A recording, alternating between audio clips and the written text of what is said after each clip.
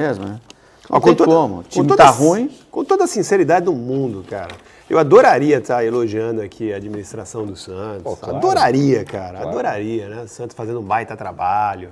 Adoraria, mas infelizmente a gente não tem mais para fazer, mais críticas para fazer, muito mais para fazer críticas a fazer do que o contrário. Não, eu volto a repetir o que eu disse também no Esporte por Esporte Rádio desta noite. Eu volto aqui a dizer porque é uma audiência rotativa. Quem defende o Rueda ou tem interesse no Santos ou está passando muito pano, está de olhos vendados com a gestão do Andrés Rueda. Não tem uma terceira opção. Ou você tem algum tipo de interesse, ou você trabalha lá no Santos, ou você quer trabalhar, mas aí eu poderia tem alguma perspectiva. Eu poderia dizer o contrário. Ou você tem os olhos vendados. Quem desce o pau no Rueda também tem outros interesses, pode ser. Não, claro que não, não tem o menor cabimento. Não, não pode estar trabalhando com a oposição, o cara não pode ser da oposição. Meu caro, você é tanto jornalista quanto eu. Qual é o papel do jornalista? Qual é o papel do jornalista? É passar pano ou criticar? Não é passar pano, cara. Você está achando que a sua opinião é a única que vale. Não, negativo. Não estou querendo impor a minha opinião. Inclusive, estou me sentindo atingido aqui. Você está dizendo que, como eu passo pano para o Rueda, eu tenho algum outro interesse? Nem te citei. Eu passo sim, porque eu acho que ele pegou o clube na lama. Você acha que o saldo... Não, o saldo dele é negativo. Então você concorda comigo. Concordo, mas não tanto. Mas não tanto. Não, mas eu acho discordância... Algumas discordâncias, algumas críticas ao Rueda são muito pesadas. Discordo. Eu não vejo essa distorção de pesado ou leve. Eu entendo que crítica é crítica. Se eu tenho um fato consumado e estou trazendo aqui a público, é crítica. Agora, a forma como eu vou expor, aí é de cada um. Eu posso ser mais incisivo, eu posso ser mais light, mas o que eu tenho que fazer é expor. Eu não posso passar pano, eu não vou esconder nada, desculpa. Agora eu vou olhar o balanço do Santos. O Rueda pegou a administração do Santos com 550 e tantos milhões de dívida. Em um ano de administração, ele reduziu a dívida em menos... Segundo o balanço... O segundo vai sair agora. Vai sair agora. O balanço, de acordo com... Deixa eu terminar, Wagner. Não, só para te dar a informação correta. De acordo com o balanço feito... Da Comissão Fiscal, feito em dezembro de 2020, era 464 a dívida do Santos. E passou em 2021, um ano depois, diminuiu 40 milhões. A informação que eu tenho é outra, que ele pegou o Santos com 550 e poucos milhões de dívida e o Santos no último balanço estava com cerca de 500 milhões de dívida. Ele reduziu em cerca de 10% a dívida do Santos. Estou muito intrigado para ver o próximo balanço, muito intrigado. Mas você acha que... Vamos ver, vamos aguardar essa gestão toda. Em um ano abaixar a dívida em 40 milhões é pouco? Meu caro, uma gestão que se notabiliza apenas pelo fato do pagamento de dívidas é muito pouco, porque a gestão futebolística é trágica. Mas não tem milagre, é trágica.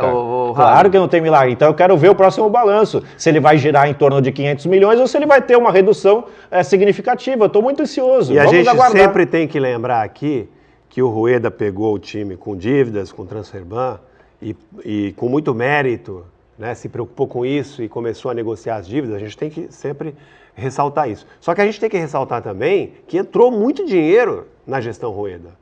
Ele vendeu um time inteiro praticamente.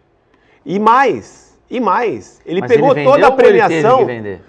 Então, mas independentemente disso, entrou dinheiro. É isso que eu estou falando, entrou dinheiro. Entrou para pagar a dívida de curto prazo. Mas é o que eu estou falando. A gente tem que separar a dívida de longo prazo com a de curto prazo. Sim, mas é o que eu estou falando. Diga.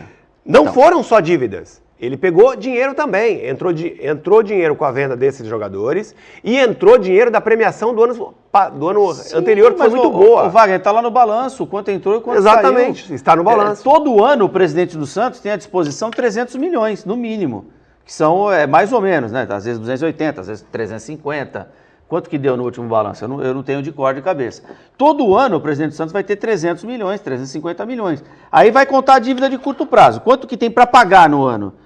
Vai entrar 300, mas tem 400 para vencer. Aí o presidente tem que ser milagroso. Aí o presidente tem que ser milagroso. Tem que arrumar 100 milhões. Arruma onde 100 milhões? Onde? Olha, com equipe que não é competitiva, não arruma em lugar nenhum. Exatamente. Isso é fato. Mas como vai ter equipe competitiva e contratar jogador se ainda está devendo 100 milhões? Então, mas a receita para ter equipe competitiva não é só contratar jogador. A receita não é só essa. Quanto o Santos perdeu não indo às finais de Campeonato Paulista 2 anos seguidos? Quanto que o Santos perdeu com isso? Pouco.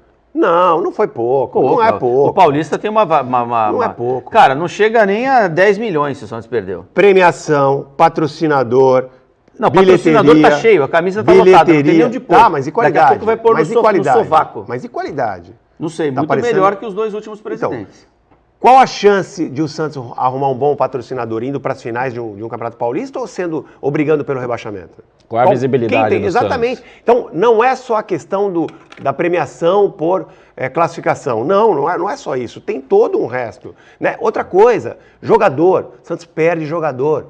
Com essas campanhas ridículas, o Santos perde jogador. Porque é óbvio que o cara vai... Se ele tem duas propostas iguais, uma do Santos e uma de um time equivalente, ele vai pegar do time equivalente que vai disputar Libertadores, que vai disputar título, prateleira de cima de brasileiro. Duvido que ele pague no América e não pague no Santos, mesmo sem Libertadores. Oi?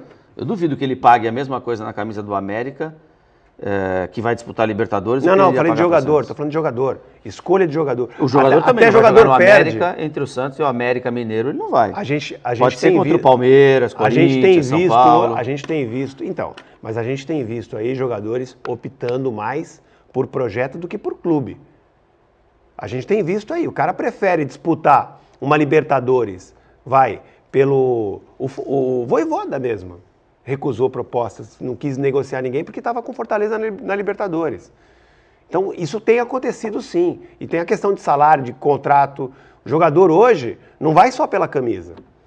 Ele quer ver perspectiva de trabalho, perspectiva de projeto. Marlon Freitas, né, que também é um nome que eu acho que o Santos deveria ter tentado e muito, mas se tivesse a proposta bem parecida entre Santos e Botafogo, era capaz dele ir pro Botafogo, porque eu acho que ele imagina que lá tem perspectivas que no Santos não tem existido. Agora, que o Botafogo tá pior que o Santos, hein? Mas eles acham que com a SAF o Botafogo em breve vai ter alguma coisa, né? Bem franco, se eu fosse um bom jogador, eu não ia querer jogar no Santos hoje. E no Botafogo? Também não, mas assim, se eu fosse um bom jogador, eu não ia ter proposta do Santos e do Botafogo somente. Eu ia ter proposta de equipes mais conceituadas. Eu ia para outro mercado. Né? Então o Santos, ele está pegando a segunda linha de atletas, e aí eu vou me recordar do teu raciocínio. O Santos foi até a Argentina em busca do Franco Cristaldo, era a primeira opção do Santos. Sim. O Santos não conseguiu, o Santos trouxe o Carabarral, que era a segunda opção do Santos, sendo que o Santos já não busca os primeiros jogadores da Argentina, os top de linha, o Santos já busca o mercado secundário. Então, o Carabarral, quem tem expectativa com esse atleta, desculpa, olha, o Santos está buscando a segunda alternativa do Peixe em um mercado secundário na qual o Santos tem capacidade hoje. Então não dá para esperar absolutamente nada, mas o fato é que a gestão futebolística do Rueda, ela é tenebrosa, péssima das péssimas. Não tem como defender a gestão futebolística do Rueda. É tudo errado. Manda técnico embora a cada 3, 4 meses, manda gerente de futebol embora como se bebe água. É impressionante, não se salva nada na gestão futebolística do Rueda. Agora, eu ainda não critico com mais ênfase a questão administrativa, econômico-financeira, pagamento de dívida. Eu não critico com mais ênfase, mas eu estou muito ansioso para ver o próximo balanço. Eu quero ver enquanto a dívida do Santos vai ter sido reduzida, porque o primeiro balanço é uma redução pífia, porque o Santos está fazendo uma escolha. 40 milhões do ano é pífia. É 10%, Léo, é 10%. Não interessa, pô, como é que você reduz a dívida de 40 milhões, são 3 milhões por mês, bicho. Ô, Léo, se a gente está analisando que o Santos fez uma escolha em abdicar de ser competitivo para pagar a dívida, o Santos fez essa escolha, o Santos não conseguiu ser equilibrado como deveria ser.